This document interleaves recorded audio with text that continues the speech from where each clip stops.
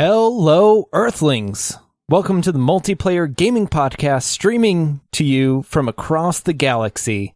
This week, we are coming at you playing No Man's Sky, a massively multiplayer online explorer, builder, survival sci-fi game. I'm your host, Todd, and we are talking about the largest game I've ever played. But before we launch into this game, let me get my crew members on board. Paul? Hey, Todd. Ooh, crew members. I call Han Solo. And my Chewie. Wait, is this because I'm hairy? With a lot less hair. That's because I'm a hairy beast. A balding Chewie? Yeah. Maybe. Hey, man, Wookiees get old. Aged. Yeah. Oh, all right, guys, let's jump in, a little bit different. Let's jump into reviews this episode. Ooh. And I am going to read this review from, check out this username, Phytopagrishui. Oh, so it's Swedish. Yeah, definitely. Might be actually northeastern Norway region, but I always get those confused. Yeah. Well, it's because of the emphasis on the wrong syllable thing there at the end. All right, this review is titled My Favorite Podcast. I like where this is going. This is the best podcast ever. Me and my brother have been introduced to so many great games. I love how funny this podcast is, and I'm always looking forward to the next episode. This is my favorite podcast, and I have listened to every episode about 10 times. I hope you never stop making this podcast. 10 out of 10 would recommend. 10 out of 10 times I've listened. That's a lot of listening going on. That's a lot of listens. We have a lot of episodes. He's just happy from listening to that many episodes all the time. Good for him. Yeah, what a cool review. Thank you so much. We really, really love reading your guys' reviews. Yeah, and we love them so much. We're doing another Steam Key giveaway. We're going to bribe for more. Bribe for more. We're not above it. No, absolutely not.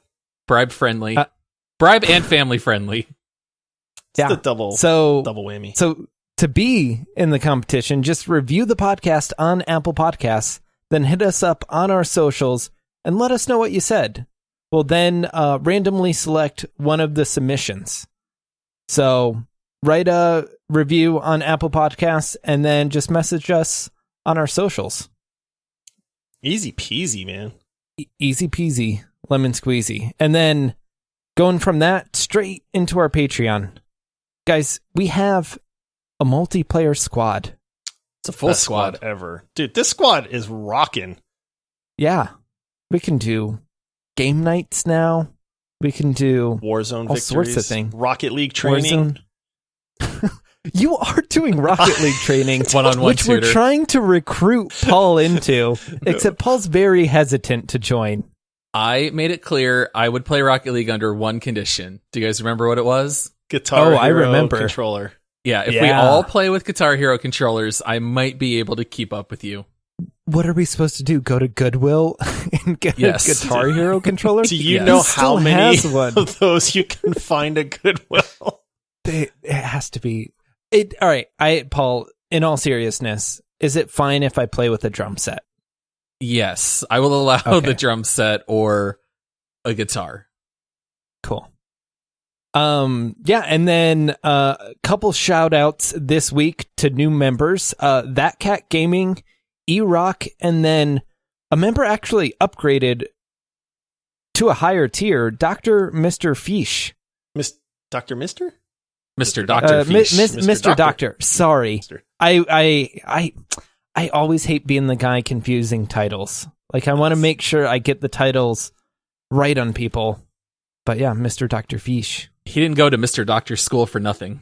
Yeah. That's at least a 1-year degree, right? At minimum. Yeah. Yeah. An oceanography, ocean school. Fish school. Because he's a doctor of fish. Dr. Fish. Yes. All right, guys. I have something that I'm really excited about this episode. We're starting off No Man's Sky with a quiz. Everyone loves a quiz. We were just talking about degrees. Here is a No Man's Sky. I didn't know there was going to be a pop quiz. Pop quiz, There hot is. shot. Dang it. You're in a bus going 50 miles an hour. What do you do? What do you do? All right. Question 1. And please keep your own scores. Do we have to buzz in? No. No? Okay. It's not the first one to respond, but who has the more right answers. Okay. In No Man's Sky, is the universe infinite? No. No. It's just very large. Do you want to know how many planets there are Billion. Is it in the universe? Is it 18 septillion in No Man's Sky? I know it's something like that. Something in the septillions. Let me just read the number without any sort of like saying thousands, millions, billions. Sure. 1-8-446-744-073-709-551-616. I'm counting 1, 2, 3, 4, 5. They're in the six comma club. That's a big number. That's how many planets there are in this game. And apparently it would take 585 billion years in real life to visit all of those planets. So you're telling me there's a lot. It's not infinite, but there's a lot. So someone with some OCD tendencies who likes to 100% games might struggle with that one. Yeah, you're not going to 100% this game. All right.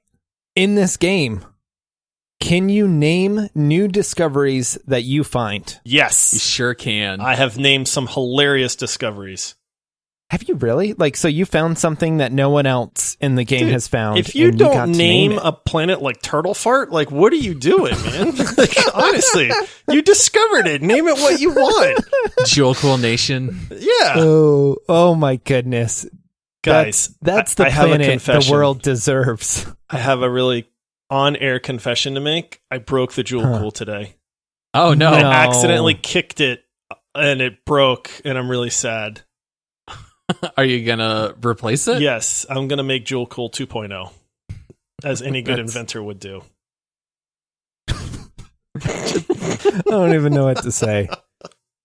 All right. Condolences, Todd. That's a start. I'm sorry for your loss, Thank you. and I'm excited for your new beginnings. All right, there we go. Thanks. Question number 3. Can you destroy a planet? No. Yes. It's no. You Okay, can't. I didn't know. I had to just guess something different than Josh. Star Wars? What is this, the Death Star? we had some Star Wars references. Can I don't know. Can I make Josh watch while I destroy his home planet? Tell me where the plans are. He's found my base. Can you get a wanted level in this game? Yes. Yes, you can. I found that out the hard way. How'd you find it out? The What Sentinels were spawning on me like crazy. I didn't know what Sentinels were. I just opened fire, started shooting them, and then next thing I knew, I had a wanted level. And they all Sentinels. Yeah, they all came in droves. Oh my goodness. All right. Question 5. Can you ride a dinosaur? No. Trick question, because they're not technically dinosaurs, but you can have mounts that look like dinosaurs. Okay. Can you ride the animals? Yes. Yes. Josh sounded pretty confident, Paul just so I'm waited going yes. for me to say. Yeah. You can't. Yes, you can. Oh, I should have stuck with my What? answer. Yeah, you can Was ride. this an Yes, update? you can tame. It's in one of the updates. You can tame and ride animals. I knew that you could feed them because I mean you discover that pretty early. I never even tried to like make friends with the animals, but you can ride them? I'm like 63% sure you can. I mean, what's the That's not point? very sure. I have a ship. Yeah, I don't know that I exactly. need to ride these wacky creatures. All right. Next question. Do the market prices for resources vary station to station? Oh, They heck do. Yeah. How do you think I made my quadrillions? I don't know. Black It ain't with market? this pretty face, let me tell you that. I don't even know know what that means.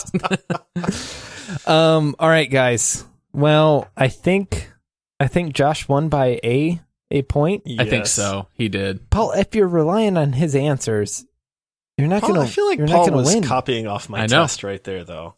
Only one answer. All right, guys. Wait, what do I win?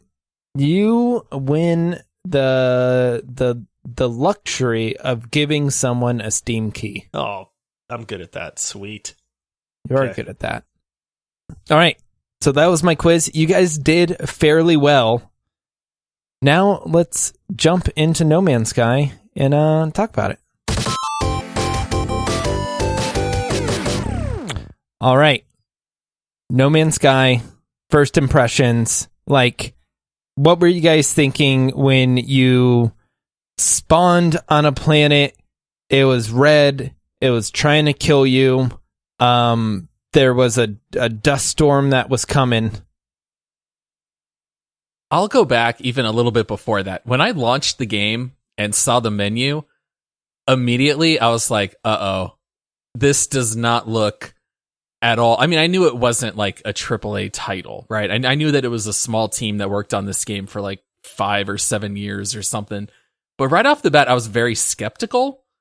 And then once I launched the game, then I was really just trying to run around and collect everything I could. And for a little bit, I was very nervous and thought that this game was just going to be me running around with a laser, zapping minerals, and just running them back to my ship.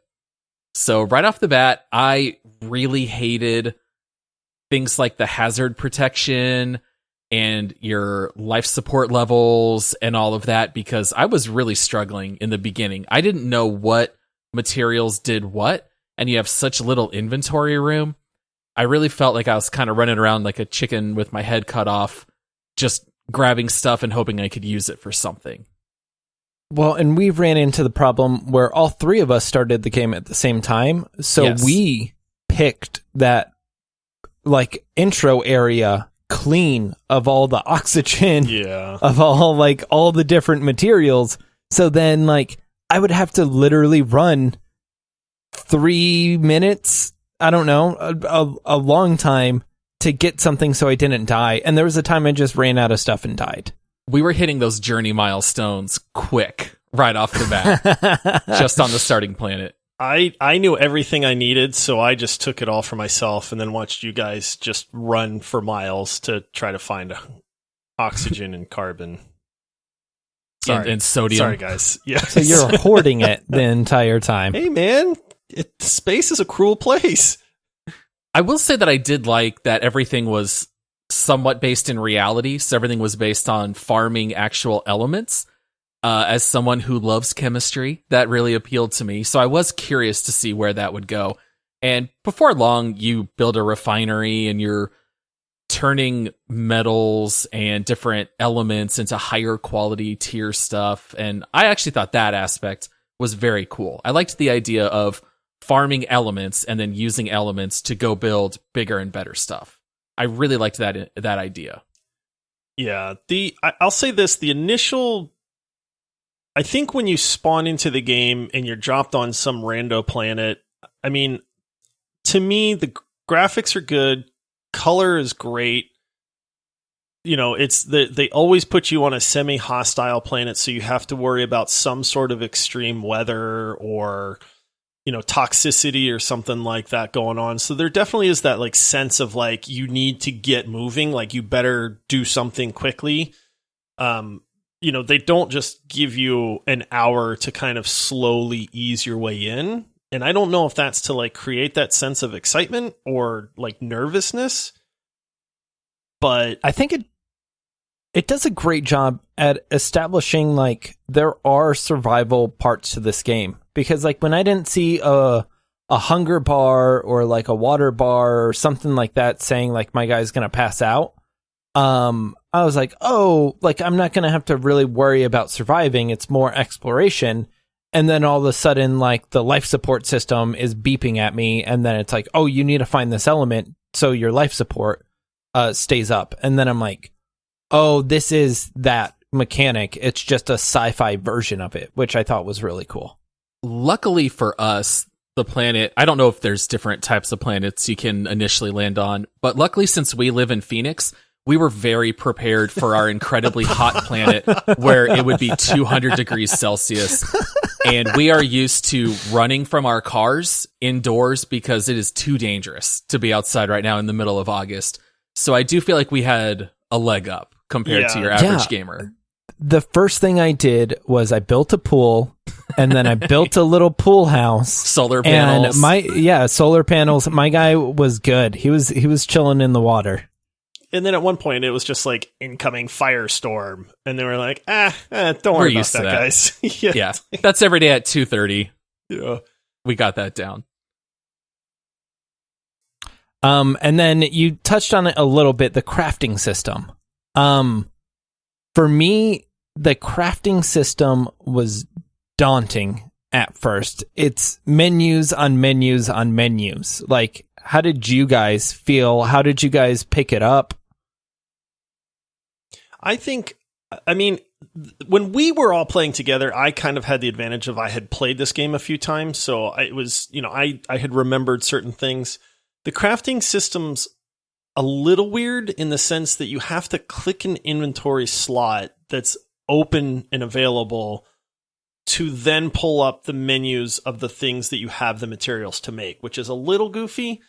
But it does point out the things that, like, the things that you can make are actually highlighted, and the things you can't make that you've learned are like shaded a little bit. So you can at least see, like, at a glance, like, oh, I can make a carbon nanotube, but I can't make like dihydrogen jelly, as far as that goes. So it's like you at least know, like, the stuff that you should be able to make. It's just whether you have the components to do that or not. But having to go into the inventory and actually click an open slot, I think, is a little confusing to a lot of people, and definitely not the most intuitive. It was definitely confusing also because you had different screens in order to build different things. So you had like your multi-tool inventory, but then you had your ship inventory, and you have your exosuit technology. And depending on what you want to build, you had to figure out, like, is this an upgrade that's going to be on a technology screen, and then which one, as opposed to just building basic block materials. And like any crafting system, it's going to have a high learning curve, but I do feel like once I got it down, it was fine. But in the very beginning, yeah, Todd uses the right word. It was incredibly daunting because there's just so many screens. Boy, I complained about the forest's crafting system. This was kind of like that, but twice as complicated. But I really liked that it was laid out all of my options on how to craft something or what I could craft. When I feel like the forest, I had no idea. Like the forest, I couldn't figure out how to even start making a bow. On this, I feel like you could say, I want to improve this thing, or like, here are the improvements I can do. And then it'll be like, all right, give me 2 of this and 1 in this. And then I could go out and run and find it. While on the forest, it was like, I don't know, I would just throw a stick in there and be like, you use wood to make a bow, right? Like, I don't know how to make a bow.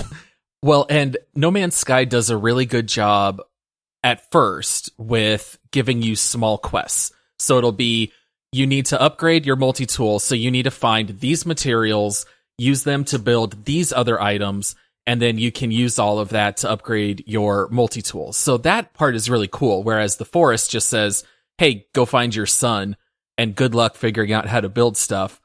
So No Man's Sky does at least introduce you to those elements one at a time. Now, my problem was there were a couple of days in between my first and second play session, and I kind of forgot a lot of what I had learned. Oh, right. So I had to poke around a little bit and try to learn it again. But at least they do teach you how to play the game. So that part I do want to give No Man's Sky credit for. Yeah, honestly, the thing is with No Man's Sky is everything builds upon itself too. So when you're first learning the game, it seems, like you guys said, honestly, it's perfect. It's daunting, right? Like, I don't understand these menus. I don't know how to recharge my life support. You have to go into a different keybind that pulls up a little tiny, like, holographic menu to do that. You don't do that from your main inventory. And then you have a separate ship inventory. And then you have a multi-tool attachment inventory. And so But once you learn, oh, you click an empty spot and that's how you craft something. That translates to on your ship, oh, you click an empty spot and that's how you make fuel. Or in your multi-tool, you click an empty spot and that's how you attach something to it. Like the systems do actually build on top of each other. So once you learn it, you get it. And then you get it for the rest of the game in that regard. But it takes a little while to like teach yourself how those systems work. Right. And without the tutorial, you would be so lost. I think, like, I don't know if it's the most straightforward way to build something, but at least it does translate, like you were saying, across every aspect of the game, where it's like once you kind of figure something out, like you can figure it out on like several different systems. Yeah, it's not intuitive, but it is logical. Once you learn it makes sense. Yeah. Yeah, that's fair. All right, and then slightly different, base building. My favorite aspect of a game. No way this is your favorite part in No Man's Sky, though. Oh, I know, but I love base building. I actually hate base building, which is why Todd is my assigned Rust builder. Yeah. Josh is I'm the serviceable. architect in Rust. Todd is the architect. Josh is serviceable. I mean, in our last playthrough, Josh gave us a very wonky base underneath a stone little cave. Kept us alive. It was fine. It was a roof over our heads, barely. Yeah. Todd is actually a very good architect. The nice thing in No Man's Sky is that you don't have to be terribly good at building the bases. You just grab the materials, you hit a button, select what you want to build, throw it up there. Although Josh immediately noticed and saw my base, because I am so used to Rust where everything snaps into a grid. So if I put a foundation, a wall, and I go anywhere near an edge of my foundation, the walls, I'm used to them snapping into place.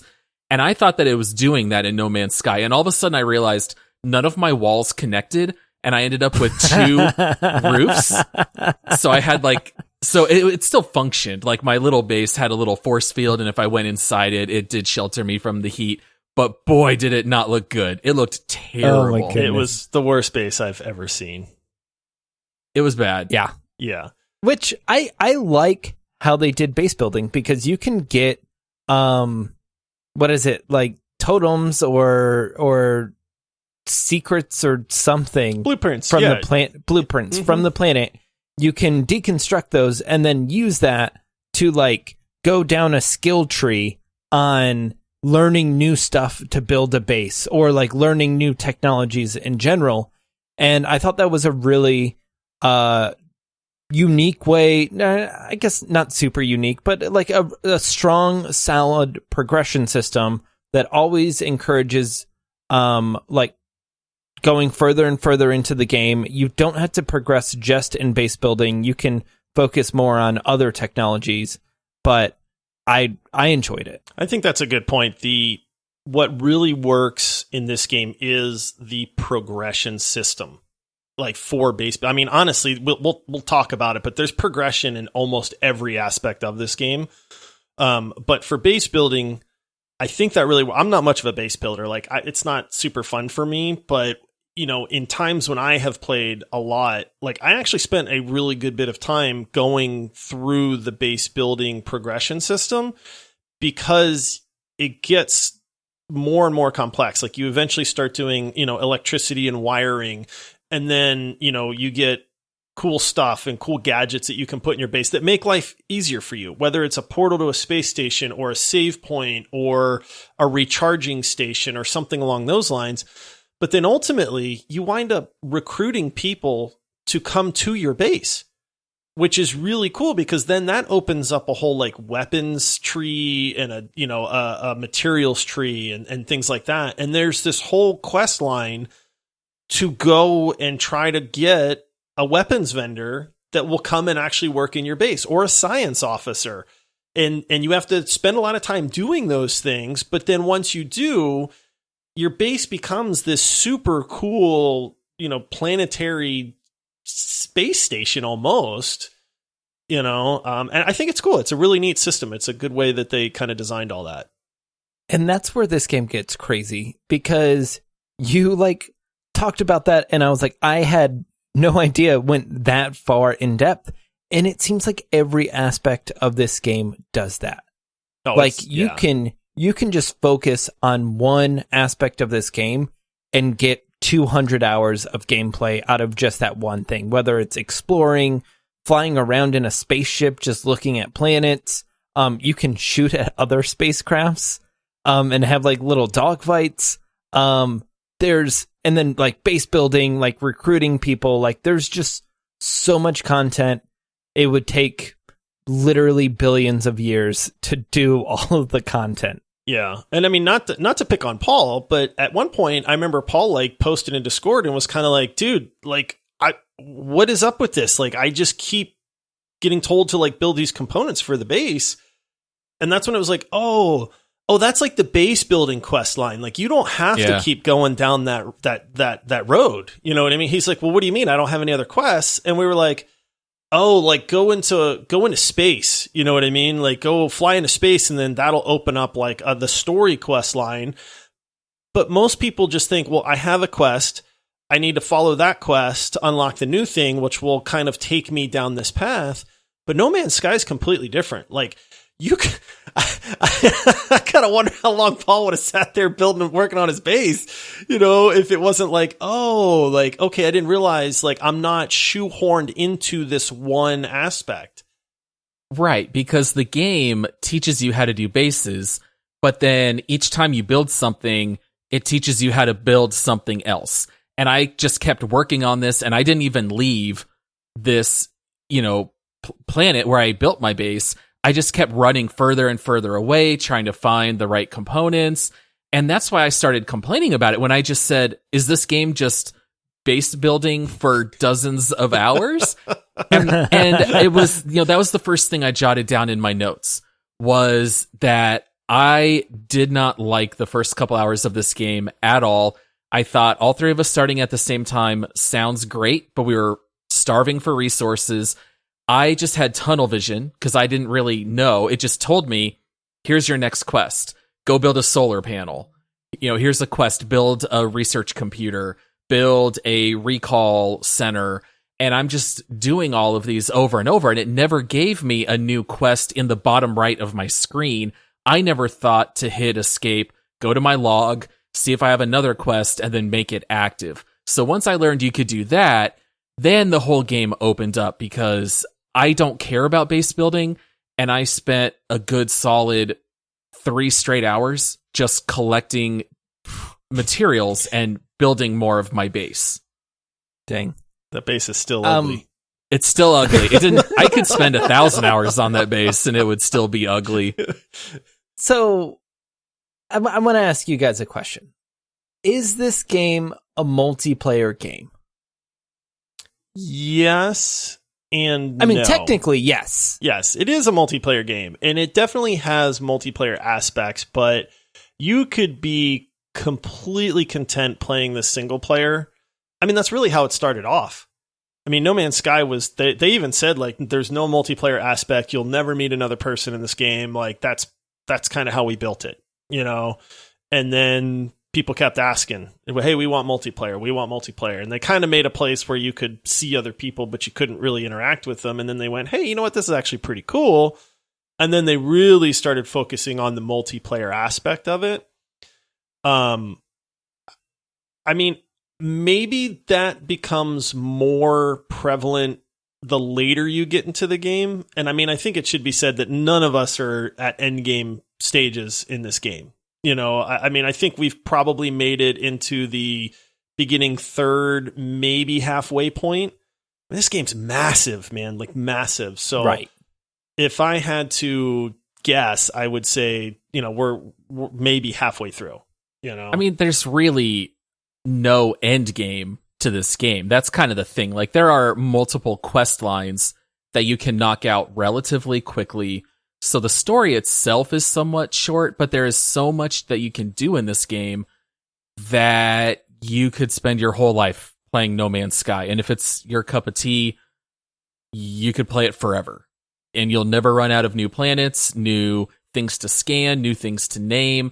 if you're into cataloging at all, like if you like walking around with a label maker and labeling stuff, I mean, this game will let you do that literally for eternity. And this is where, like, I feel like the game fits nicely for me is when people aren't online and I don't want to play a competitive game.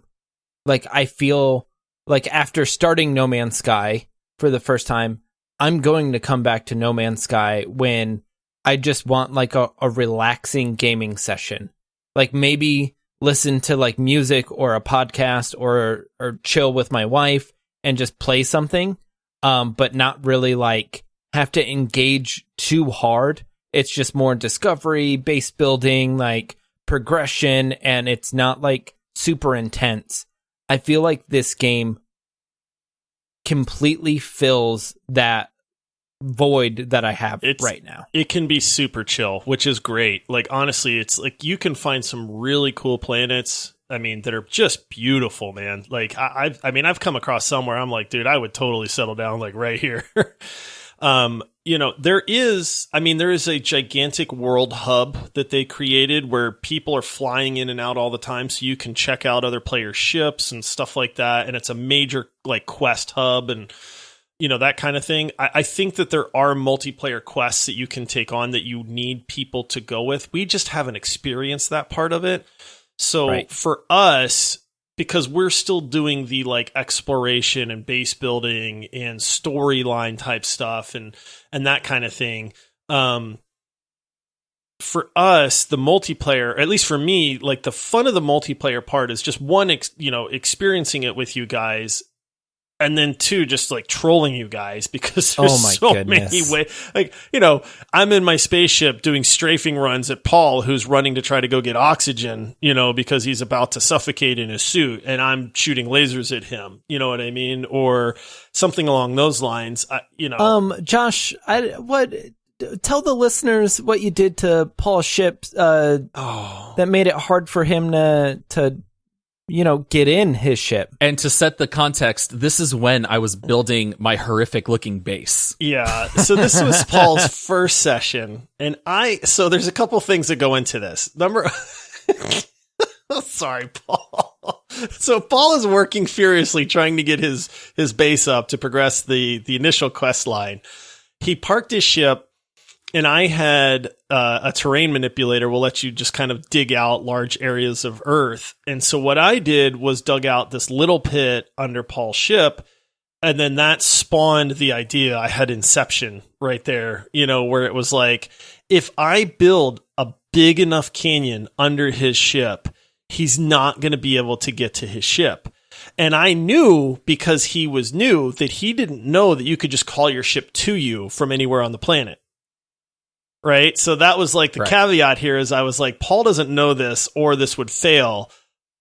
But I dug out the Grand Canyon. It was a giant pit. Yeah. It took me, while you guys were running around doing the story and stuff, I spent probably 30 minutes digging out dirt to create this like gigantic canyon where Paul's ship is just hovering in this void to where and then we didn't know what you were doing until you just started going, hey, Todd, come here, Todd, come here. And I was like, yeah, you dug a pit, and you're like, no, that's Paul's ship. And I'm like, hovering in the sky? Magically hovering. And then it just cracked me up at one point because Paul was like, well, I'm going to give it a go. And he jumped off like the highest point, but his jetpack, he almost got to the ship. And then his jetpack just ran out of fuel and he plummeted to the ground like a rock, man. Well, and I didn't even tell you this, but so then Josh said, well, I'll just build some stairs and some platforms because I didn't know how to do any of that yet. I was still learning the very basics of base building. And so Josh said, there you go. Now you can hop in and out of your ship to save it. And that's when we quit. Remember? Yeah. So I jumped in the ship and then I hopped out and then I quit. And the next time I logged in, I didn't know, but it moved the ship because the ship won't spawn in the air. The ship was down on the ground. I was still in the air. So as soon as I logged in, I fell and I plummeted to my death. So Josh's trolling carried on post quitting And yes, it was the gift that keeps on giving. You're welcome. That's amazing. You're Thank welcome, you, Josh. guys. Yep. All right. And then I feel like it wouldn't be an episode about No Man's Sky if we didn't talk about the release. Oh, yeah. These poor guys. Oh, man. Josh, what happened? Okay. So what was it? 2015? I don't remember the actual release year. I want to say it was around 2015. 2016 is 2016. Yeah. This game, they had talked about the procedurally generated universe, the billions and septillion billion planets, and how every planet was unique. And these guys hyped this game to no end, and it caught on, man. I mean, I still to this day remember the hype that this game went through. I was super pumped about this. And then it releases and people start posting reviews and review videos. And it's like, it's not quite the fun that people thought it was going to be. And then all of a sudden they're like, wait a minute, there's really nothing to do. Like, yeah, you harvest minerals and you can explore, but how, like, and then the world just came crashing down, man. Everybody was like, there's no content. All of these planets that they've been talking about, the procedurally generated, are just variations of color or tree size or things like that. And these guys just got ripped apart, man. Well, and there was like the whole aspect, I believe on release, they said it like you could theoretically interact with other players or run into other players. But then it came out that it was a single player game. Yeah. And you physically couldn't just because like it was a single player game, but it was advertised as a multiplayer game, or like everyone was in the same persistent like universe. Online universe kind of thing. You'd never meet anybody. But then of course, as the internet would have it, two guys actually found the same planet and went to the same location and could not see each other. So that kind of like debunked their whole thing about how, you know, there's other people out there, you'll just never see them. So I just remember this poor team, just, they went into hiding, man. Honestly, they got so much bad press that they went into hiding, and then they just said, hey, we love this game. We made a promise. We're going to keep working on it. And then I just forgot all about it. I was like, well, this game's a flop, man. Like, forget No Man's Sky. Well, then lo and behold, like 2 years later, you see, oh, there's an update for No Man's Sky, free update. And you're like, yeah, whatever. And then a year later, you see another update. And then 6 months after that, you see another update. And then all of a sudden, I start seeing these articles. No Man's Sky's like, this game's actually turning into a super good game. And then, like, anywhere you look now, people are like, dude, they did it. This game is amazing. Like, it's fully fledged. They fixed all of the issues they had. That has multiplayer, it has space combat, planet exploration, like vehicles, like really cool story quest lines. I mean, they did it, man. They fixed it. And they're still releasing content. Oh, absolutely. Like, all the time. 4 years later. I mean, kudos to those guys, man, because I think most people would have just cut their losses and run and said, let's just change our name and go open up another game studio. But these guys went, you know what, man, we're gonna make this the best game we can make it. Hats off to them. They caught a lot of flack, but at this point, that they made a really, really good video game. And to be fair to the development team, a lot of people's expectations were a result of just the hype and the word of mouth of what other people were saying. So even as the development team was trying to temper those expectations, it was just too big of a train. They couldn't slow it down. So I don't completely hold it against them, but I do remember hearing early on that the whole goal was to like work your way toward the center of the universe. And once you got there, literally nothing happened. So it was just, okay, I just kept playing and I kept finding more warp drives and more technology, and I kept getting further to the middle, and there was nothing waiting. And as soon as that type of word started getting out, everybody started returning the game. That's why I never bought it. So like Josh, you and our buddy Andy had both picked it up near release. I had zero desire after I had heard what the initial wave was like. But I gotta say, I was really impressed at this game, buying it at this point. There is so much to do, and it really is a lot of fun. And this was one of the games that people were saying, this is proof you don't pre-order games. Because that's a good rule of thumb, full stop. Because best case scenario, you might get some cosmetic stuff or some extra armor in certain games. I always wait until post-release, and then I buy it then. So just as a matter of principle, I always say avoid pre-orders. Yeah. I mean, early access is a little bit different. But yeah, this game took about 5 years to get to the point where it needed to be. That's quite the pre-order period or the post-order. It's been playable for over a year. Sure. But I don't think it's become actually a rock solid video game until probably just the last year or so. Right. Yeah. Yeah. That's at least what I hear. And they just released a patch that had horror elements where you find these abandoned freighters, I believe, and you go in them and it's a virus took over and you're exploring this haunted dark. Paul would hate it. It's no lights in there. Yeah.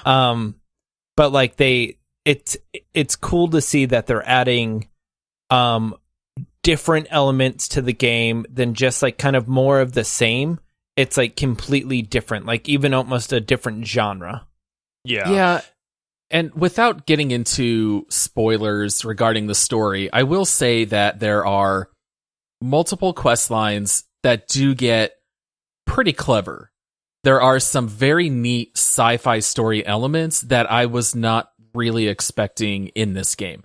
So, early on, you are hearing about this guy, Artemis, who's lost, and he's a traveler like you, and you're going to try to find each other. And I thought, okay, well, that's probably the backbone for the whole game. The whole game's going to be me trying to find Artemis, and that'll be the end game content. And then pretty quickly, that world opens to be quite a bit bigger, and you learn that there are other bigger things at play as well. And there's actually some very neat aspects to the story that are well worth exploring. Yeah, that's where they really went right, was giving people something to do other than just planet hopping. Adding that storyline, I think that was one of their first major patches that really helped to fix the game. I mean, it's crazy to me. I talked about the base progression, but this game there's progression everywhere. And that's something that personally I love. Give me that carrot on a stick that's not grindy. I picked on Destiny because that it's very grindy progression. Whereas with No Man's Sky, it's very organic. Everywhere you look in this game, there's progression. And I think that's great. Yeah, I made a little list of everything I could remember in the first 4 hours. The neat thing is that you're just playing the game and then they hit you with a new mechanic or a new thing that you're doing. So in the very beginning, you're just mining. Then they hit you with crafting, changing terrain, refining minerals. Then they start hitting you with storyline, and you can fly. Then you find out you can warp and go between planets and galaxies. You find space stations with different alien races and learning language. That's something that we didn't even touch on at all. There's elements of trade, not just with the space stations, but also with other players. You get hit with multiple types of currency.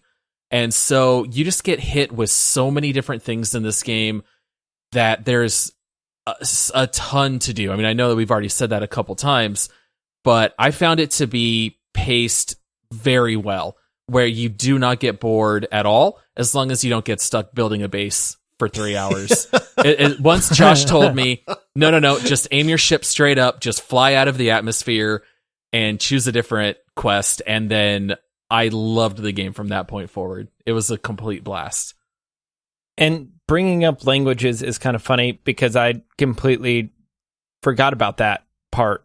And, you could do a whole podcast on just this game. There's no way we could cover all of this game in one episode. Even the dogfights, they hit you with the dogfights out of nowhere. I had been flying my ship for a couple hours, and then all of a sudden they're like, hey, there's enemies nearby. And then it was, oh, they're opening fire on you. Well, go ahead and turn and click your mouse button, and now you can shoot back. And so a lot of that stuff they'll just hit you with randomly while you're playing. And I found that to be a delight. Just go out, explore, discover stuff. They'll hit you with everything new. You'll learn it along the way. And I loved that pacing in the game. And then one last thing, too, is like, I don't think you guys have experienced this, but I know that I have on a couple, because I've restarted this game like 3 times playing with different friends or my daughter or things like that. But you can also find some very cool mystery type stuff. Like there was one playthrough where I found like a Stargate, and it had like runes and all kinds of stuff. And, you know, I was able to activate most of them, but I didn't have all of the stuff to activate all of them. And it's like, I still to this day don't know where that Stargate led. And I think I lost that save, or I just didn't play for a while after that. But like, even then, you know what I mean? Like, even with the amount of playtime I have, that's the first and last time I've ever seen something like that. So I think there's always those Easter eggs. There's always these cool moments to find amongst just the base of the game and the stuff they give you to do that's obvious. All right. Well, I think that covers everything we had for this game. Paul, do you want to take us to what the users said? Oh boy, would I love to. I think you can just imagine what the reviews on Steam are like for this game. I have never had so much fun just reading through reviews. I'm telling you, just pull it up, sort by funny, and it is just a blast. So I have 10 reviews here that I'm going to read for you guys. Ooh, these got to be good. Almost all of them are just one sentence. So don't worry, it's not going to take a ton of time. All right, positive review. The refund button works well. Product refunded is the tag on the review. Oh, jeez. So they did refund it. Negative review. The game has more cons than planets. Ooh, harsh. Negative review. I overpaid, and it was marked product received for free. Oh. Another negative review. I'll make it short. Pros, the first 2 hours. Cons, the entire game after the first 2 hours. Probably my favorite review here. Negative review. I think the 40,000 other negative reviews already covered everything. Here's a positive review. I will be gifting it to people I hate at Christmas. Oh, these gotta be reviews from a long time ago. Yeah, most of these were old. Don't worry, I'm starting off with all the negative. Here's a positive review. That's what I love. Half of these are actually positive. This is a very educational game that teaches you the concepts of false advertising as well as the consequences of pre-ordering video games.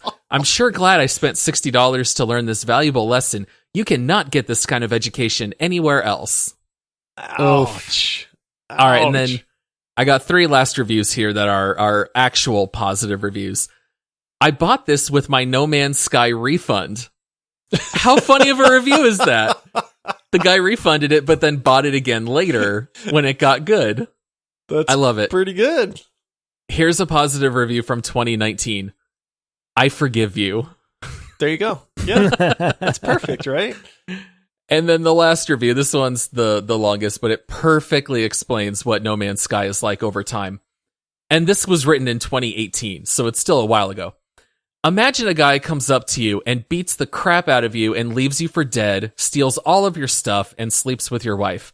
Then, over the next year, he pays all your medical bills, checks up on you regularly to make sure that everything's okay, and tries so often to apologize for the wife thing. He then takes you out and buys you ice cream, and you become good friends. What do you say in this situation? This is No Man's Sky. That's a pretty good metaphor, that right? Is perfect, Jeez. man. How funny is that? All right, and then I don't know if you guys were already thinking about this or not, but we always take our guess of what percentage of reviews overall are positive. I think we kind of know No Man's Sky is all over. This is going to be the hardest game because you take the launch of this game where it got demolished review-wise, but then it's such a good game now. Like, which is it going to be? Not it going first. All right, I'll go. 48%. Okay, 48 for Todd. History. Todd's going I history. think it got tanked, and then it's been recovering, but it was tanked. I'm gonna agree with Todd. I think the slew of old reviews are gonna pull it down unrightfully so, this game's way better than I think the score is going to show, but I'm still going to go on the lower end and say 62%. You are such a cheater. You I'm not. Didn't look this up? I promise I don't look these up. It is 62%. I promise I do not look these up at all. Wow. I guessed 65. So you swept in and stole it, Josh. Nice. It is exactly 62, although I will note that recent reviews, 90%. Dang. That is high. I would be curious. I know you can move the graph on Steam. I wonder if you went just reviews from like 2018 onwards, what it would actually be. Because I bet it would be in the high 80s, like low 90s at that point. Yeah. Dude, I nailed that. Nailed it. Accusations aside, I nailed that. And you know what that means. Oh, let me warm up the pipes here. You ready? Oh yeah, ladies and gentlemen, it's time for Make Love, Marry, or Murder! Oh boy. That took a turn. Oh my goodness. Sorry, I had to throw that out there. Guard. Volume check. Yeah, you're not done. Oh, where we... You have to introduce the segment. I did. You just read the title. Way to bury the lead. All right. Where we do I have to go back to the smooth voice? Because I think I lost it, man. No, where you're good. we rate our games in this time-honored tradition of make love, marry, or murder is how we're going to rate a game, which is going to tell you our thoughts Which on it. we don't condone on people. Yes, absolutely not. This is reserved solely for video games, by the way. Which I didn't think we had to clarify, but just in case. It's just in better case. to just be on the safe side, you know.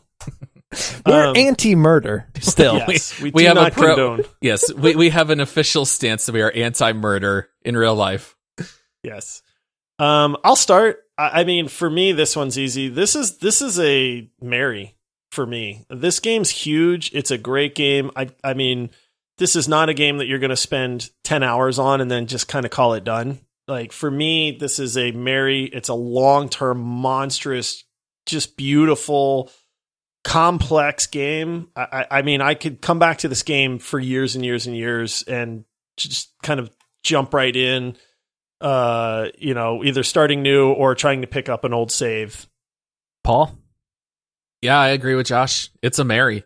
If you asked me the first 2 hours when we were streaming on Twitch, I was complaining. I was poking fun at it.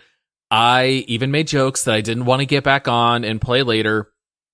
But once my ship was built and I was actually traveling between planets and exploring, I found this game to be absolutely delightful. I loved it. I loved that the travel is always fast. I was really worried that I would be very bored traveling between things. It is fun to run around on planets. It is fun to fly in the atmosphere. It is fun to go into your little hyperspeed mode, whatever they call it. I don't remember in the game. To go between far distances in just a few seconds. I love all of those aspects of this game. It's an absolute marry. I actually love this game.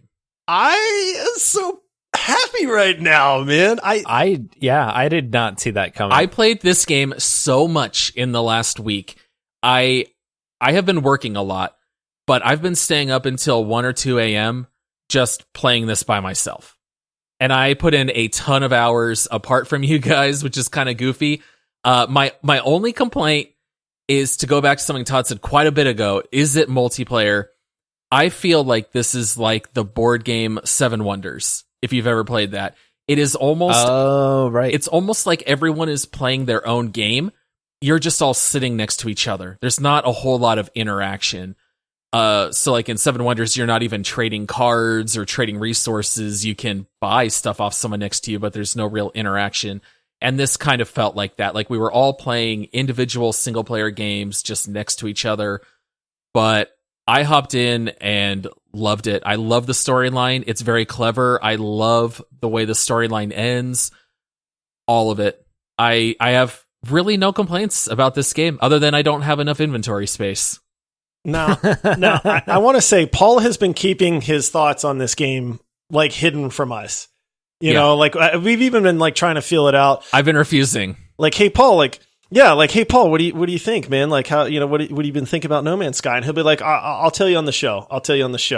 Yeah. You know, and so Which we have not been normally is able to bad. get a feel until right now. It's sci-fi. I love games like this. I love it. I don't like exploration in something like The Forest, but I love it when it's like intergalactic and ships and alien life forms.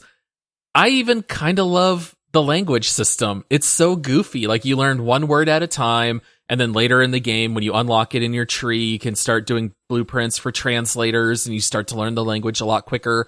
But it's funny. Like, you're running around talking to aliens, and they're like emoting back at you, and you're trying to talk to them, and you're saying like the only word you know in their language, and then they're like, whoa, buddy. And then like they get mad, and then they won't talk to you. And you wind up ticking one off. It's so funny. I love it. I think it's great. This is great. I'm joyous now. All right, Todd. Well, carry the joy forward, buzzkill. Oh yeah. I have a hard time as the multiplayer gaming podcast to say Mary, because it's not a multiplayer game. At least not yet. But I'm still going to go with Mary. Yes!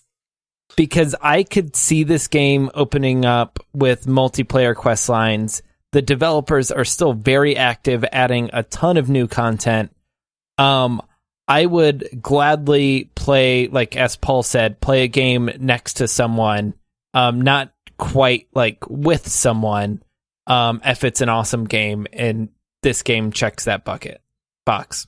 Box of buckets. Box of buckets. Technically, that's right though, because you would put buckets in a box, not boxes in a bucket. So right, yeah. That's actually accurate. All right, guys, and then is it worth the price? $60 on the Steam store right now, not on sale. Yes.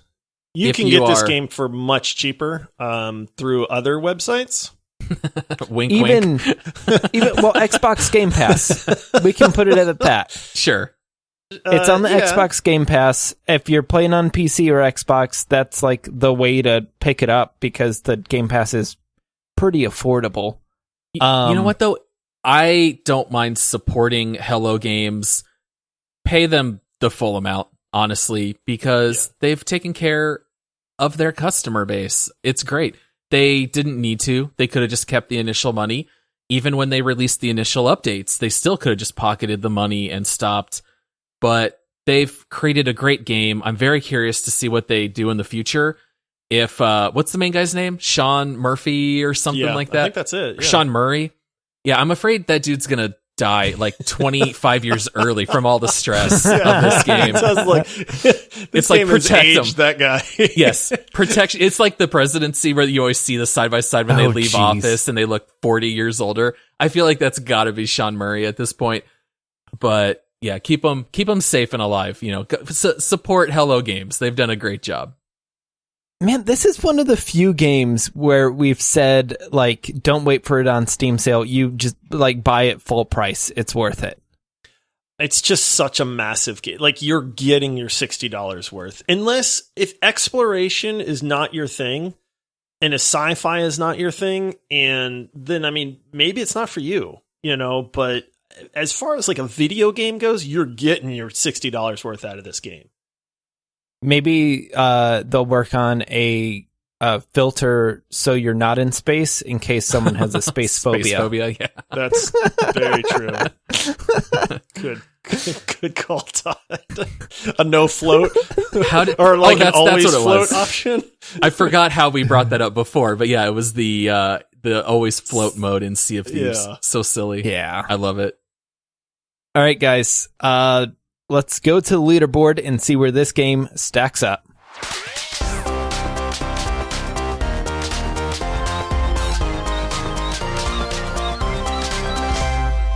I'm gonna start like around 7. Rainbow Six Siege is 7. Destiny is 8. Call of Duty Warzone 9. Far Cry 5 10. Now, here's the conundrum that I'm having, because A, it's a phenomenal game. We all unanimously married this game. B, are we rating it on the multiplayer aspect, or are we rating it on the game aspect? We're rating it. It's a little vague intentionally, but I tend to lean a little more toward multiplayer experience. Like, that's why we bumped RimWorld down so far. True. Yeah. True. See, for me, I'm just going to put it out there. I'd put it at 10 above Far Cry 5. I'd put it right below Far Cry 5. And I'll tell you why. Far Cry 5 does not have a steep learning curve. The second you jump in that game, it is absolute fun. And so for that reason, I would put it just one below Far Cry 5. But I would definitely put it above Raft, Deep Rock, Keep Talking, A Way Out. I think it's better than all of those.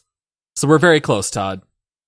Well, I didn't play Far Cry 5, so I'll let you I would overrule put me it on that. I would put it above Far Cry 5. Honestly, it's not, from a multiplayer aspect, it is not better than Warzone by any means, but this game is just so good. And I mean, I had fun playing with you. I got to troll Paul. That was a great troll on him. You know, I mean, if I got more opportunities to do stuff like that, then I consider that, you know, a fun multiplayer experience. I get what you guys are saying about it's not specifically multiplayer and catered towards that. I'm kind of fine either way. I mean, my thought is put it number 10. But if you guys are like, I think it deserves to be under Far Cry 5, then I'm okay there too, because I think that's the right range. And when we put it here on the leaderboard, we'll put as of 2020, because I feel like if you rated this game in 2016, it would be near the bottom, and maybe in a year or two, maybe it'll crack the top 5 for all we know. So right. Yeah, I'm fine with it being in the top 10. I'm a little sad for Far Cry, but that's just because I love both these games. Yeah. Cool. All right, locking it in. Final top answer. 10. Good for you, No Man's Sky. Attaboy. Attaboy. You know, I feel like I just need to slap it on the butt, like, attaboy. Too far. All right, maybe. Maybe a shoulder slap. How about that? Just like I would say high five if it wasn't for COVID. Just don't touch them. 6 feet. Yeah, all right. You can do the elbow bumps. The elbow bumps. Yeah. The chicken wing. Exactly. Right? The chicken wing. Now I'm hungry. All right. Well, that wraps up the leaderboard segment for our show today. If you want to view all of our rankings, you can find them on our site at multiplayerpodcast.com. If you're interested in finding out more information about us, you can find our website at multiplayerpodcast.com, Patreon, multiplayersquad.com, Twitch TV, multiplayerpod, Twitter, multiplayerpod, Instagram, curveball guys, multiplayer podcast. Have to keep them on their toes. I know we can't have them all be the same. Then they just get lazy. You know? Gotta keep the people on their toes. Yeah. We are doing a giveaway for reviews. So make sure to leave us a 5-star review on Apple Podcasts and then let us know on our Twitter or Instagram. And that's it. End of it. You made it. You made it to the end of the episode. I mean, really, that's not hard to do. Yeah. It's so good. But we're proud of you. Thanks. I tried really hard. Not you. Oh, wait, Josh, you mean the people listener. listening? I thought you guys were giving me the Josh, attaboy. You better make it to the end of the I was episode. like, I did real good, guys. Like, yay. I'm proud Josh made it to 10 p.m. and didn't fall asleep like the old man he is. Oh. There we go. The age jokes always come out. Yeah, they're always good. Yeah. They're classics. They never get old, even though Josh does. You love it. I love it. Maybe. All right. See you Thursday.